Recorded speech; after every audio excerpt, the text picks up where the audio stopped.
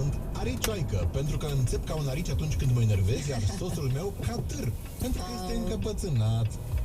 Ne spune Vivi din Giurgiu. Pe tortul de la cununie am avut un arici și un catâr. Nu cred, cât de tare!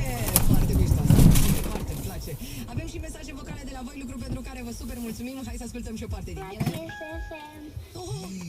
Dacă îmi spune mie, pufișor, din desene singur acasă, pentru că am părul creț și pufos.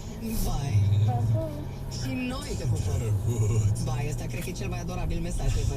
Efectiv, ia. Salut, Valentin din Brăila sunt. Noi ne alintăm cu draga mea, dragul meu.